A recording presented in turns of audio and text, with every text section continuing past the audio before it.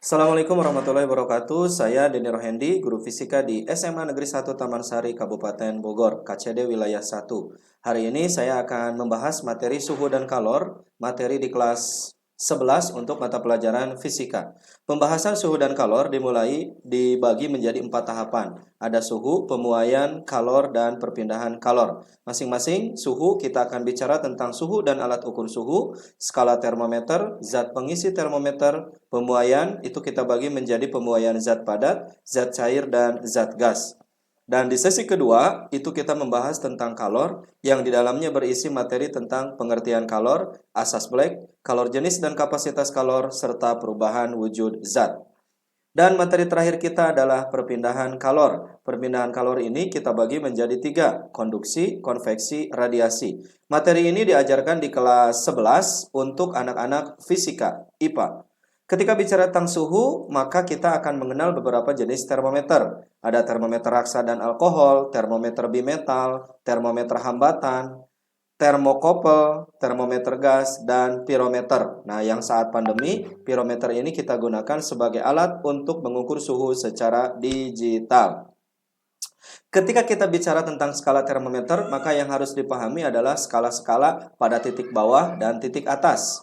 Nah, secara umum, secara internasional kita mengenal 4 termometer, Celsius, Fahrenheit, Kelvin, dan Reaumur. Masing-masing dengan titik beku dan titik atas yang beragam. Kalau kita ambil perbandingan, maka nilai untuk termometer Celsius, angka pembandingnya 5, Fahrenheit 9, Kelvin 4, dan Reaumur 5. Dari angka-angka ini, kita bisa menentukan kesetaraan dua jenis skala termometer. Nah, zat pengisi termometer itu ada air raksa ataupun alkohol, masing-masing dengan kelebihan dan kekurangannya. Dan kalau kita lihat hari ini, ternyata kebanyakan menggunakan raksa sebagai pengisi zat di dalam termometer. Kenapa raksa? Karena pemuaiannya itu bersifat sangat teratur dan sangat peka terhadap perubahan suhu sekecil apapun. Nah, ketika bicara tentang pemuaian, pemuaian adalah peristiwa membesarnya atau meluasnya, melebarnya bagian dari zat padat. Nah, pemuaian kita bagi menjadi muai panjang, muai luas, muai volume, yang masing-masing derajat kepastian kepemuaiannya itu ditentukan oleh sebuah nilai konstanta, yaitu alfa, beta, dan gamma. Pemuaian zat cair kaitan dengan pemuaian volume. Pemuaian zat gas juga berkaitan dengan pemuaian volume. Contoh soal pemuaian.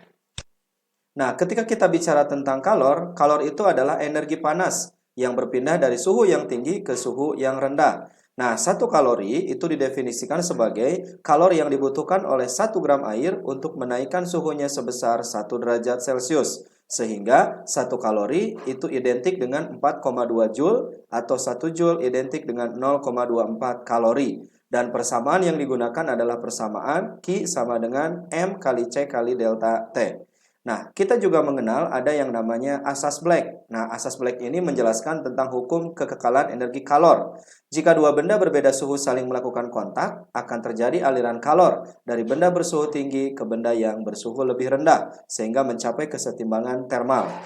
Asas Black berlaku jika sistem terisolasi. Maksudnya, tidak ada kalor yang masuk maupun keluar dari sistem. Sehingga kalor serap itu sama dengan kalor lepas.